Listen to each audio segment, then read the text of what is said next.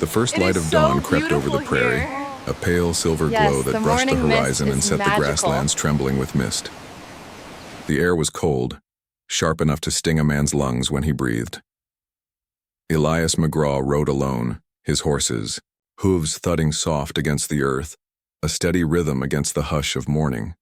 He had lived long enough on this land to know its moods, the way coyotes grew quiet before sunrise, the way the cottonwoods leaned as though listening for the river. If you're new here, make sure you subscribe to the channel and tap the bell icon. Stories like this deserve to be remembered. His face was lined, weathered by war and by years of sun, yet his eyes carried the weight of a man who had seen more graves than weddings. He came here each morning, not only for water, but because the river's voice steadied him, reminded him that something still moved in this world without blood on its hands. As he reached the bluff, the sound changed. The murmur of current gave way to the low roar of falling water.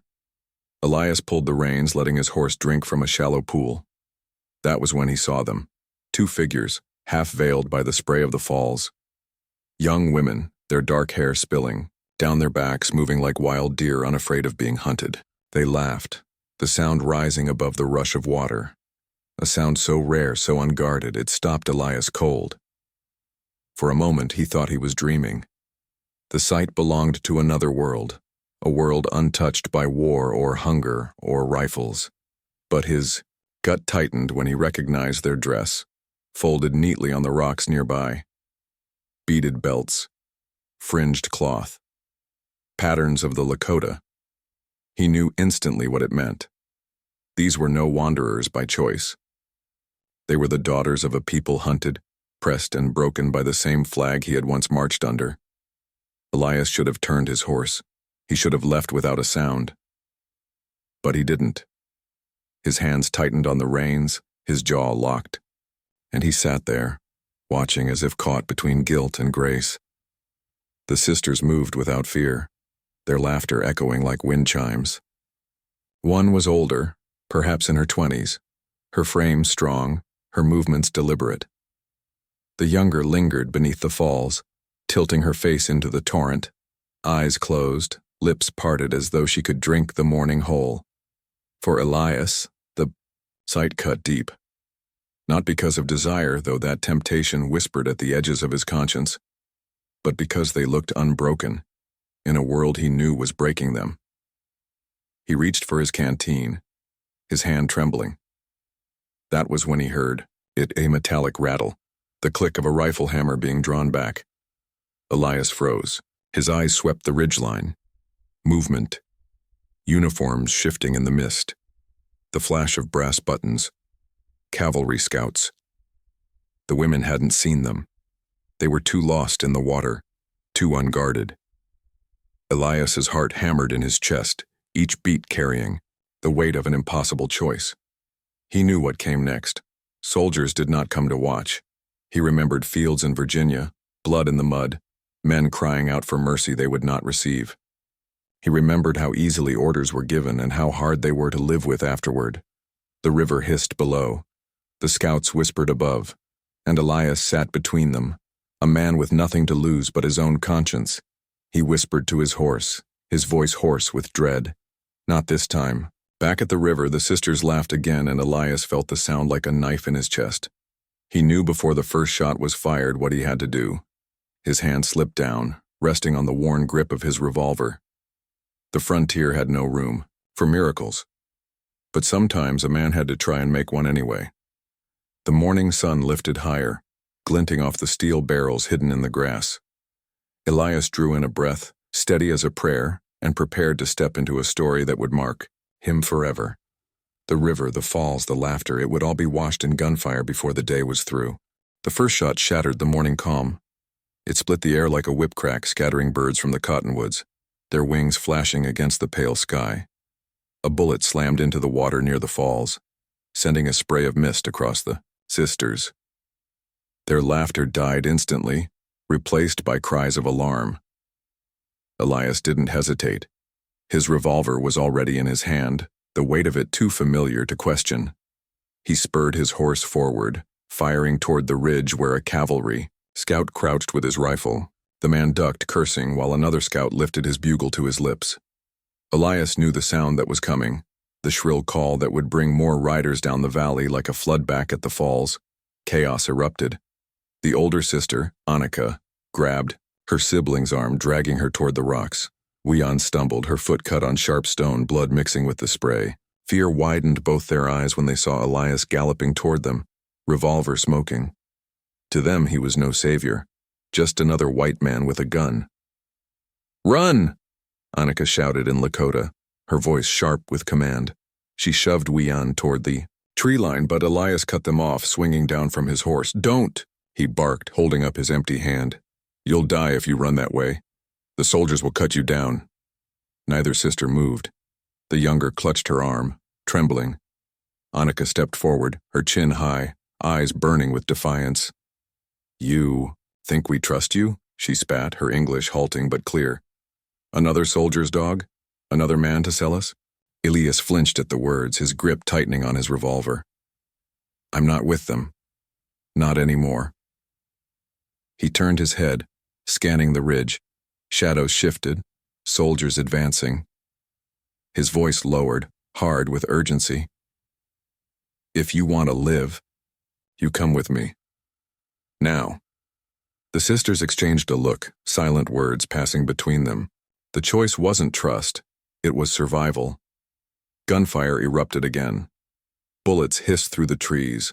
Without waiting, Elias grabbed Wian's arm, hoisting her onto his horse. She cried out, but Annika leapt after her, shoving Elias away even as she swung up behind her sister. Elias mounted in a fluid motion, snapping the reins. His horse lunged forward just as the bugle's call screamed across the valley. The chase began. Dust churned behind them as they tore across the prairie, bullets sparking off rocks, ripping through sagebrush. Elias leaned low, his jaw clenched, each muscle tight with memory, the pounding hooves, the whistle of lead, the sick knowledge of being hunted. The sisters clung to the saddle, terrified. Wian pressed her face into Annika's back, whispering prayers in Lakota. Annika kept her eyes fixed on the horizon, her arm gripping her sister like iron. Elias guided the horse down into a dry gulch, weaving through jagged rocks. He knew these lands, every cut and ridge. He had built his ranch here for that reason, to be unseen, unreachable.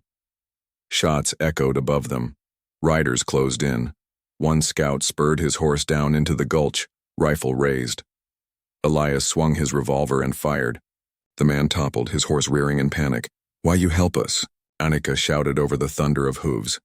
Elias didn't look back. "Because I won't watch them kill you." It wasn't enough. Not for her. Not yet. They rode hard until the sound of pursuit dulled, swallowed by the wind. When Elias finally pulled his horse into the shadows of a canyon, sweat dripped from his brow. His horse snorted, trembling foam flecking its mouth. The sisters slid down, collapsing against the stone wall. Wian's foot bled freely, staining the dust dark. Elias crouched near her, pulling a rag from his saddlebag. "Don't touch her." Annika snapped, shoving him back. Elias met her glare, his voice low but steady. "If I don't, she won't walk by nightfall." The standoff stretched. At last, Annika gave the smallest nod. Elias knelt again, binding Wian's foot with careful hands. His fingers were rough, but his touch was gentle, surprising both sisters. Wian's eyes softened. Annika's did not. "You say not soldier?" she said coldly. "But your hands no guns, no war. How many of my people you kill before today?" The question hit Elias like a fist. He looked away, jaw working. Memories of fire, of screaming, women and children seared behind his eyes. He could not answer. Silence spread heavy between them. Only the wind moved, rattling the dry brush. Finally, Elias stood. His voice was flat, stripped of excuses. "You're not safe out here. My ranch is 2 hours' ride west. You can rest there. Then, you decide." "Decide what?" Annika asked bitterly. "Whether you trust me enough to stay alive." The ride to his ranch was quieter. Tension still clung like a shadow, but the storm of pursuit had passed. Elias guided them through narrow passes over dry creek beds until at last the valley opened to reveal a stretch of land dotted with horses, a weathered barn, and a lonely cabin of rough timber. The ranch stood against the backdrop of wide plains and distant mountains, a place both fragile and defiant against the emptiness. When Elias dismounted, Annika slid down, pulling her sister close. Her gaze swept the ranch, every fence post, every tool left in the dust, as though weighing whether this place was safety or another kind of prison. Elias stood apart, his hat low, his revolver still heavy in his belt. He could feel her judgment, sharp as any bullet. "This land is mine," he said quietly. "But while you're here, it's yours too." Annika didn't answer. She only tightened her grip on Wian, her eyes filled with fire and suspicion. Elias knew then that saving their lives was the easy part. The hard part would be earning the right to keep them safe. The sun dipped low, painting the sky in streaks of red and gold. Smoke from distant campfires drifted on the wind, carrying with it the uneasy promise of war. Elias stood on the porch of his cabin, watching the sisters sit together in the grass, whispering in Lakota. They hadn't thanked him. They hadn't forgiven him. And maybe they never would. But for tonight, they were alive. And for a man like Elias McGraw, that had to be enough. The wind never stopped moving across the prairie. It slid through the tall grass around the ranch house, rattled the boards of the barn, and carried with it the smell of dust, horses, and far-off rain that never seemed to fall. Inside those restless, Wian's 3 lives began to circle one another, like wolves who did not yet know if they meant to kill or to keep warm. The cabin was no grand shelter, just rough-cut timbers, a stone hearth, and the faint scent of pine pitch sealing the cracks. Elias had built it with his own hands after the war, filling it with tools and memories of a wife who no longer lived. Now 2 strangers sat across from him at his table, their dark eyes fixed on him like watchful hawks. Annika sat stiff-backed, her chin lifted, never letting him forget he was not trusted. Beside her, Wian leaned against the wall, her bandaged, foot stretched out, her face pale but calm. The firelight softened her, made her look younger, almost fragile. But Elias knew better. Fragile things didn't survive long out here. He placed a plate of beans and cornbread before them. His food, his table, his silence. "Eat," he said simply. The sisters exchanged a glance. Wian accepted, hunger overcoming, hesitation. Annika did not move, her arms crossed, her eyes burning into Elias as though waiting for him to betray them. "You think food makes trust?" she said finally, her English broken but sharp as a blade. "Food we can find in the wild, not here." Elias leaned back, the old chair groaning beneath his weight. He wanted to argue, but he knew she was right. Trust was not given by a plate of beans. It had to be built, day by day, like fences after a storm. Days stretched into a rhythm. Wian remained inside, healing, humming soft Lakota songs that rose and fell like wind through reeds. Elias often paused outside the door, listening, the foreign words stirring something in him he could not name. Annika stayed close to her sister but refused to be idle. She followed Elias into the barn, into the fields, her presence a constant reminder that his ranch was no longer a place of solitude. She questioned everything. "Why keep so many horses?" she asked one morning, her eyes narrowing as Elias tightened a saddle. "They're what a man lives on," he replied. "Horses, cattle, the land itself." She ran her hand along the animal's mane, her voice low. "Land cannot belong to men. Men belong to land. You forget." Elias said nothing. He thought of soldiers carving borders with guns, of treaties broken, of graves dug shallow. Her words carried truth he could not deny. Later, when the evening cooled, he showed them how to mend a broken fence rail. Wian laughed softly when Elias cursed at a stubborn nail, and for the first time the cabin did not feel like a battlefield, but mistrust lingered like smoke.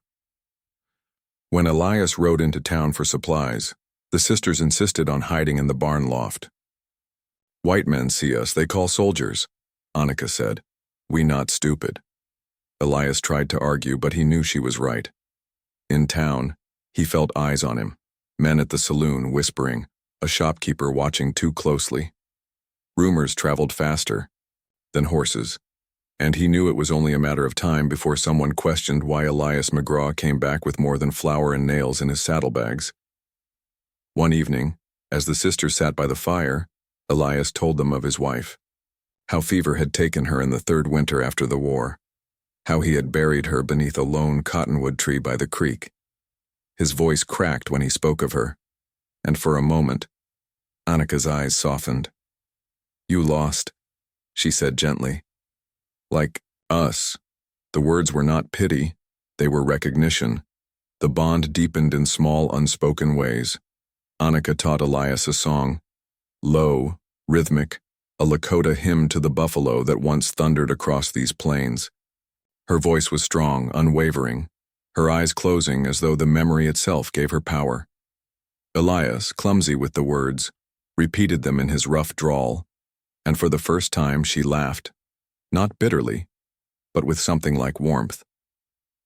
Wian, her foot healing, helped Elias tend the garden, showing him which herbs could ease fever, which roots carried strength. She moved with a grace born from hardship, and Elias began to see not victims but women shaped by endurance. And still, beneath every shared moment, the unspoken grew. One night, when the fire burned low, Elias found himself watching Annika as she braided her hair. The light caught her face, strong and unyielding, yet softened by weariness. She felt his gaze and met it without fear. For a heartbeat, neither looked away. Something passed between them, unwanted, dangerous, undeniable. Annika's eyes hardened, and she turned back to her sister. Elias dropped his gaze, ashamed. The prairie outside mirrored their fragile peace, quiet yet never safe. Riders sometimes crossed the horizon, cavalry patrols searching, ranchers carrying rifles. Elias knew that if anyone discovered who lived beneath his roof, his land would burn before the week was out. But each night, as the wind howled across the grass and the cabin walls creaked, the silence inside grew less hostile. Shared danger had sown the first fragile seeds of trust. Still, trust was not love. And love, if it came, would be a fire none of them could control. That night, Elias stepped outside. The prairie stretched endless, the stars sharp above him. He closed his eyes, feeling the weight of war, of loss, of choices he could not undo. Behind him, the sisters spoke softly in their tongue, their voices threading through the night air. For the first time in years, Elias felt less alone, and that terrified him more than any rifle. The fire inside the cabin flickered low, its light spilling across the worn floorboards. 3 shadows moved on the walls, separate, yet joined in their fragile dance. Out on the prairie, the wind carried whispers of storm clouds gathering, of soldiers marching, of reckonings yet to come. But, for one night, the ranch held its breath, and peace, fragile, fleeting, settled like ash on the prairie wind. The night was quiet but not peaceful. A coyote's cry drifted across the prairie, thin and haunting. In the ranch house, the fire burned low, casting shadows that seemed to whisper of sins long buried. Elias sat at the edge of his bed, shirt undone, staring at the scars across his chest. Each one told a story: war, loss, fever, betrayal. But there was one scar deeper than all the rest, and it had nothing to do with steel or flame. It was memory. Annika stood in the doorway, her face hard, unreadable in the half-light. For days she had been distant, watching him with eyes that seemed to burn through whatever mask he wore. "My family," she said finally, her voice trembling with anger restrained by dignity. "They died in a raid, cavalry soldiers, your people." Elias froze. He had known this moment would come, but what she didn't know, what he had buried so deep it choked him, was that he had once scouted for the same regiment. He hadn't been there the night of the massacre, but his maps had guided the riders. Her gaze pinned him. "Do you know what it's like, Elias? To hear the screams of children in the fire? To see your father fall with his chest torn open?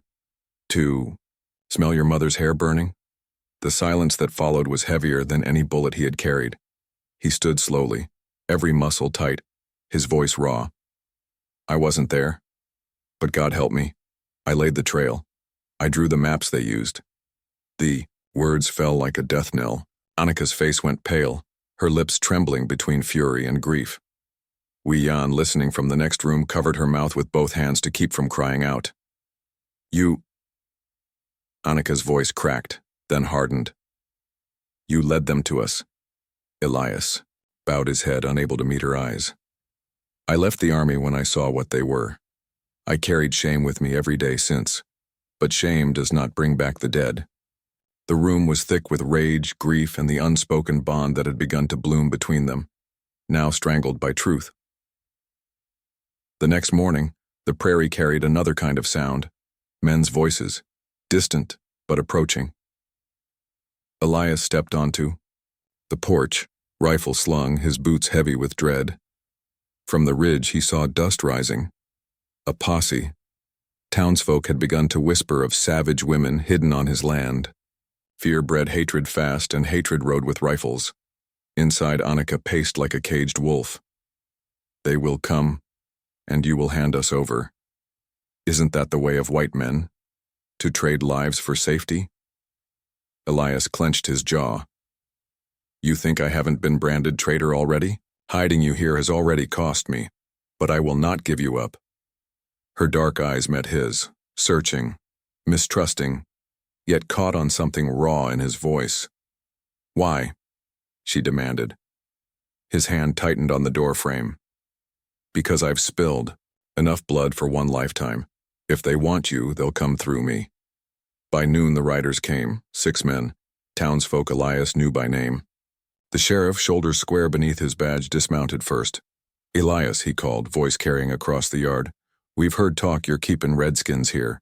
Now we don't want trouble, but you know what happens if word spreads. The men's hands hovered near their guns, eyes sharp, restless. Elias stepped forward, his body a wall between the ranch house and the rifles. No one here but me, he said flatly. The sheriff's jaw tightened. We'll see for ourselves. Behind him, the sisters crouched in the shadows, hearts pounding like war drums. Annika gripped Weon's hand so tight her knuckles whitened. The sheriff moved to step forward, but Elias cocked his rifle. The sound cracked the silence. You'll not set foot in my house, Elias said, voice steady, though every nerve screamed. The standoff stretched thin as a drawn bowstring. Dust swirled in the stillness. One wrong breath and the prairie would drink blood again. The sheriff studied him, eyes narrowing. You'd throw away your place in this town for them? For savages? Elias's voice came low, edged with iron. I lost my place in this world a long time ago. A hawk shrieked overhead. For a long moment no one moved. Then, slowly, the sheriff lifted his hand, signaling the men back. You'll regret this, Elias, he said. You've chosen your side. One by one, the riders turned their horses, dust trailing behind them as they disappeared toward town. When the last hoofbeat faded, Elias lowered his rifle. His hands trembled. He turned back toward the house, unsure if he'd find thanks or loathing. Annika stepped into the doorway. Her face was unreadable, but her eyes carried storms.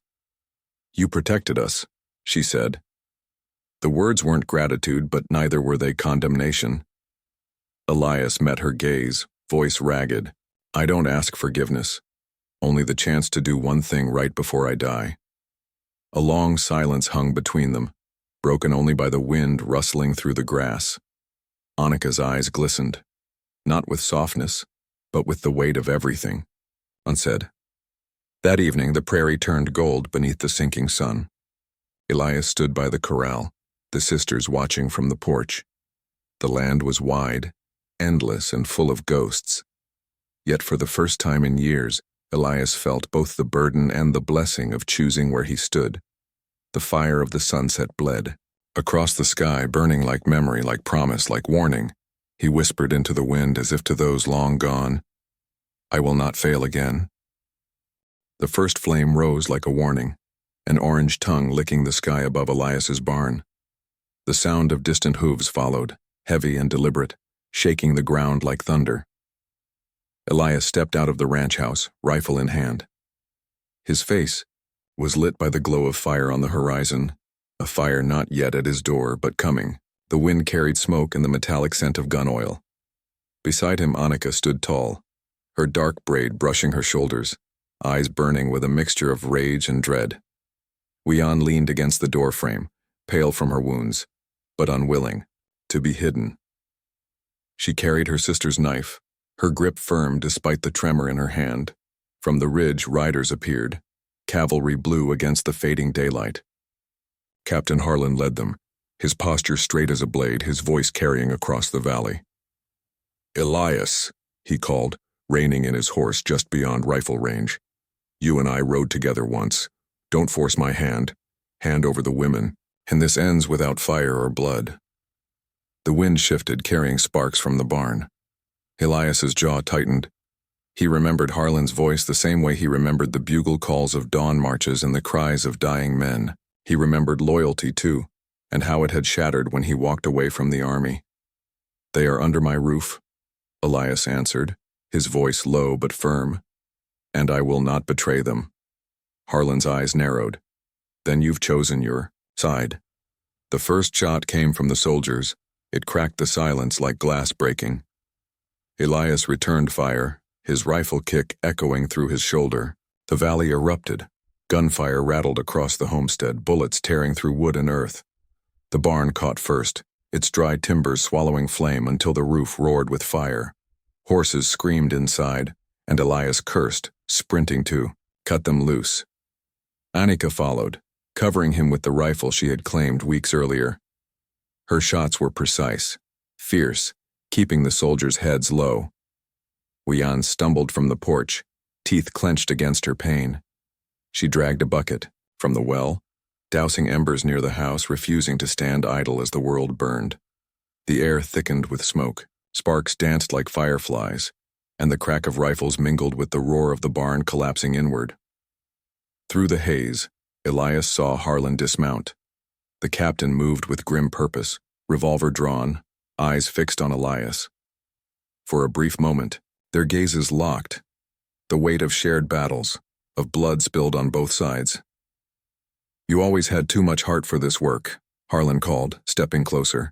"And now it'll get you killed." Elias steadied his rifle, but before he could fire, a scream split the chaos. Wian staggered, her body folding as a bullet struck her side. The world slowed. The fires crackled, dulling. The soldiers, shouts fading. Elias dropped his weapon and ran, catching her as she collapsed. Blood spread across his shirt, warm and fast. "Stay with me," he whispered, voice breaking as he pressed his hand against her wound. Annika's cry tore through the valley, fury and grief bound as one. She rose from behind the corral, rifle blazing, driving the cavalry back with relentless fire. Her eyes glistened, but her hands never wavered.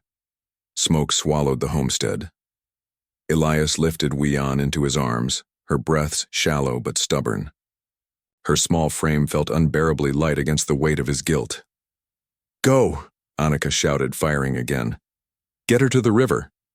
Elias obeyed, carrying Wian through the smoke, the fire painting his path in flickering gold and black. Behind him, Annika's figure blurred, her braid catching sparks, her silhouette unyielding as she fought. Harlan's voice rang out, ordering a push forward, but even his men faltered before the firestorm and Annika's gun. Elias stumbled down the slope, each step a battle. Wian's blood seeped through his shirt, each drop a reminder of the price they were paying. The roar of the barn behind him became a memory of what once was, a home reduced to ash. By the time he reached the river's edge, his strength was nearly gone.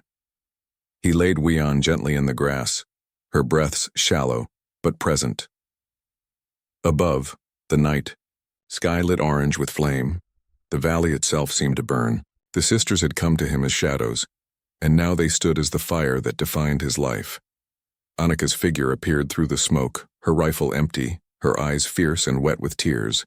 She fell beside her sister, grasping her hand, and, for a moment, the three of them sat bound together, not by blood but by fire, loss, and choice. Elias looked at the burning valley. The barn collapsed in on itself, sparks rising into the black sky like souls fleeing the earth. The cavalry had pulled back, the cost too high, their captain silent as he watched from the ridge.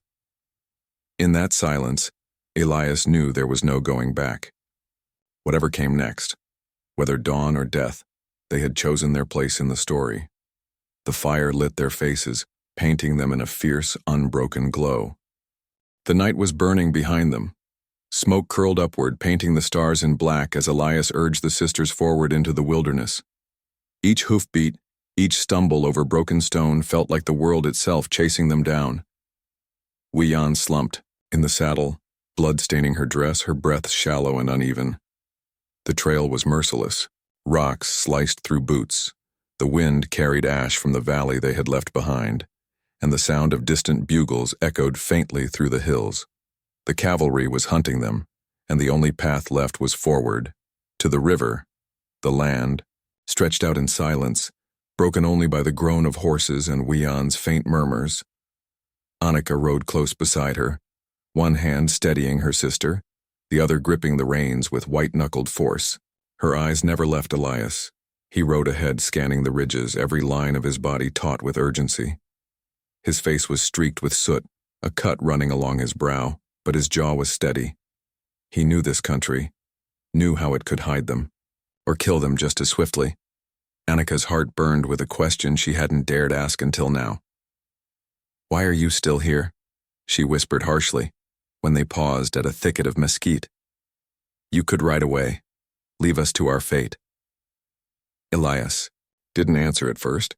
He only stared at Wian, slipping in and out of consciousness, then looked back at Annika. His voice was low, hoarse.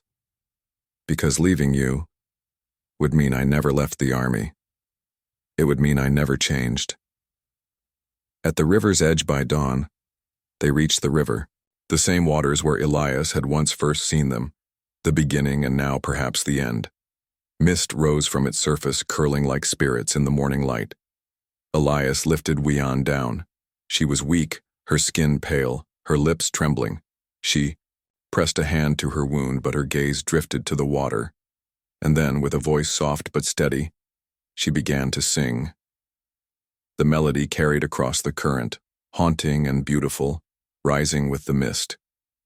It was a song of crossing, of life, to death, of one world to the next. Elias bowed his head. Annika pressed a trembling hand to her sister's. The river seemed to hold the sound, carrying it as if the land itself had been waiting for it. When the song faded, silence pressed upon them. The river ran red where Elias had washed Wian's wound, and Annika's eyes brimmed with tears she refused to let fall. She turned to Elias. "I should hate you," she whispered, "for what your kind did, for the lives taken, for the family I lost." Elias stood stiff, his hand on his rifle, his face shadowed by dawn.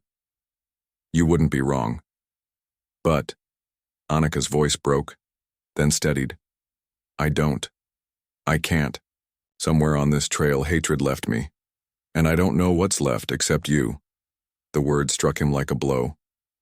His throat tightened. He wanted to speak, but Wian's cough shattered the moment, blood on her lips.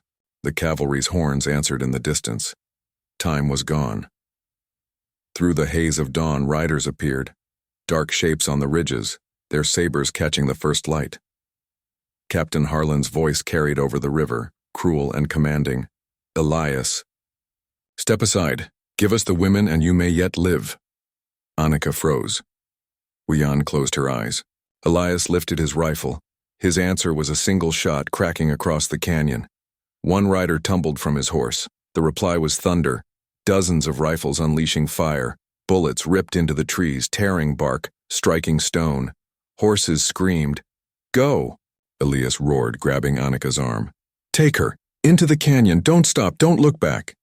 Annika's hands trembled as she pulled Wian toward the narrow path. She hesitated, her eyes locking on Elias. "Come with us." But Elias only shook his head. His smile was raw, broken, and filled with something deeper than words. "I'll buy you the time. Run." Annika dragged Wian, half carrying her as the riverbank shook with gunfire. Behind them, Elias stood tall, firing shot after shot, his figure blurred by smoke and mist. The sun rose higher, burning gold across the battlefield. Each time Annika stumbled, she glanced back. She saw him standing against the cavalry, one man holding back a tide, his body outlined in flame and dust. Her heart tore itself in two. The last glimpse she caught was of Elias falling to one knee, still firing, smoke curling around him like a shroud. Then the canyon walls swallowed him, and all she could hear was the river, the hoofbeats, and her sister's ragged breath. Hours later, when the gunfire had faded, Annika reached a quiet bend in the canyon. Wian lay across the stones, whispering the last lines of her prayer. Annika knelt beside her, cradling her head, tears streaking her soot-stained face. The river moved endlessly, carrying ash, blood, and memory.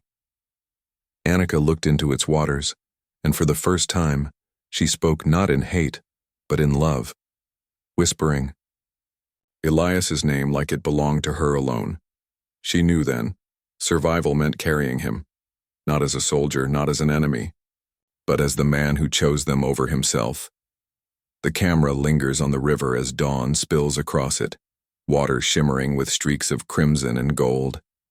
Mist rises, curling like smoke into the sky. Annika's voice breaks the silence. That was my story. If it reached you, tell me what you felt.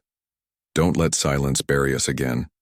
Drop your thoughts in the comments, and tell me where in the world you're listening from.